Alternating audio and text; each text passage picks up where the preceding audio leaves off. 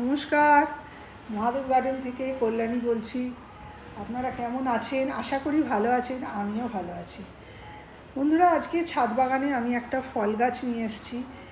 এই ফল গাছটা আপনারা ছাদে প্রত্যেকেই বসাতে পারেন। এই ফল গাছ থেকে আপনারা প্রত্যেক বছর অনেক ফল কালেক্ট করতে পারবেন। সেই জন্য আজকে আমি আপনাদের কাছে ভিডিওটা নিয়ে এসেছি, যাতে আপনারা অতি সহজে ছাদ বাগান থেকে এই ফল গাছ থেকে ফল সংগ্রহ করতে পারেন। সেই ফল গাছটি হলো জামরুল গাছ। এই যে দেখতে পাচ্ছেন বন্ধুরা, আমি আপনাদের সঙ্গে এই জামরুল গাছের A to Z সব শেয়ার করব, যাতে আপনাদের এটা পরিচর্যা করতে খুব সহজ হয়। বন্ধুরা, ভিডিওটা ভালো লাগলে লাইক করবেন, শেয়ার করবেন, সাবস্ক্রাইব করে পাশে থাকবেন। বন্ধুরা, এই যে এই জামরুল গাছটা দেখতে পাচ্ছেন, আজ থেকে 4 বছর আগেকার গ্রাফটেড গাছ। আপনারা ছাদ বাগানে সবসময় গ্রাফটেড গাছ বসাবেন। গাছটা আমি প্রুনিং করে করে রেখেছি, বেশি লম্বা হতে দিইনি। লম্বা হয়ে গেলে গাছটাকে আমি ম্যানেজ করতে পারবো না। এই জন্য এই গাছটা যখন আমি নার্সারি থেকে এনেছিলাম, তখন গাছটা খুবই ছোট ছিল একদম। তা গাছটাকে নিয়ে এসে প্রথমে আপনারা 10 দিন নর্মাল টেম্পারেচারে ছাদে রেখে দেবেন। তারপরে এটাকে রিপট করবেন। প্রথম থেকে এনেই বিশাল বড় টবের মধ্যে দেবেন না, তাহলে গাছটা মরে যাবে। আপনারা ছোট্ট টবের মধ্যে দেবেন। তারপরে 1 মাস পরে কি 1.5 মাস পরে আপনারা ফাইনাল পটিং করতে পারেন। গাছটা আমার প্রায় 6 মাস পরে আমি ফাইনাল পটিং করেছিলাম। এখন এটা 24 ইঞ্চি গ্রো ব্যাগে এটাকে দিয়েছি, দেখতেই পাচ্ছেন। আপনারা যখন গ্রো ব্যাগে ফাইনাল এটা বসাবেন, পটিং করবেন, তখন আপনারা এর মধ্যে বেশি করে ভার্মি কম্পোস্ট দেবেন, গার্ডেন সয়েল দেবেন 30%, আর বেশিরভাগটা আপনারা ভার্মি কম্পোস্ট, শিংকুচি, হাড়ের গুঁড়ো, রক্ত সার, তারপরে যা আছে আপনাদের কাছে। আমি তো সবজি পচিয়ে সেইগুলো ডাস্ট করে সেইগুলোও দিয়েছিলাম। দিয়ে তার সঙ্গে সাব ফাঙ্গিসাইড বেশি করে মিশিয়ে তা 10-12 দিন আপনারা সেটা রেখে দেবেন। তারপরে গাছটাকে আপনারা রিপোর্ট করবেন।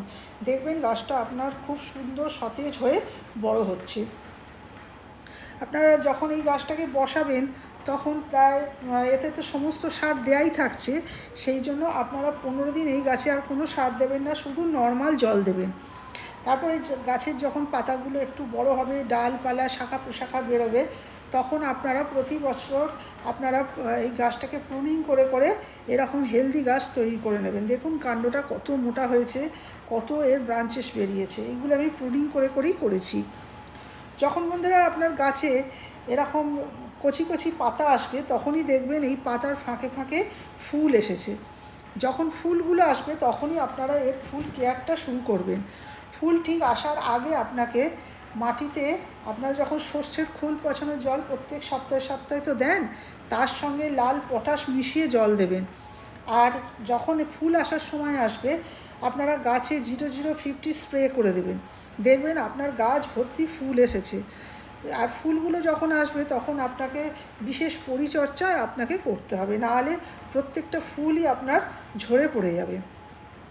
যখন ফুলগুলো আসবে, তখন আপনাকে ফাঙ্গিসাইড দিতে হবে বেশি করে, সপ্তাহে 1 দিন করে অবশ্যই দিতে হবে, কখনো 2বারও দিতে হতে পারে। যদি আপনার ওয়েদার খুব ভালো থাকে, তাহলে 1বার দিলে হবে। যদি ঝড় বৃষ্টি হয়, তাহলে সপ্তাহে 2বার করে দিয়ে দেবেন। কন্ট্যাক্ট ফাঙ্গিসাইড আপনারা এখানে আমি ব্লাইটক্স দিয়ে আপনারা যে কোনো দেবেন। আর বন্ধুরা, এই গাছে বোরন আর জিঙ্ক সপ্তাহে 1বার করে স্প্রে করে দেবেন। দেখবেন আপনারাও এরকম সুন্দর সুন্দর ওর জামরুল গাছ থেকে হারভেস্ট করতে পারবেন। আর আপনার এই গাছে যখন ফলগুলো কেটে নেবেন, তখন আপনারা ফাঙ্গিসাইড দিয়ে গাছটাকে ধুইয়ে দেবেন, তাহলে ফাঙ্গাস অ্যাটাক করবে না। বন্ধুরা, ভিডিওটা ভালো লাগলে লাইক করবেন, শেয়ার করবেন, সাবস্ক্রাইব করে পাশে থাকবেন। নমস্কার বন্ধুরা।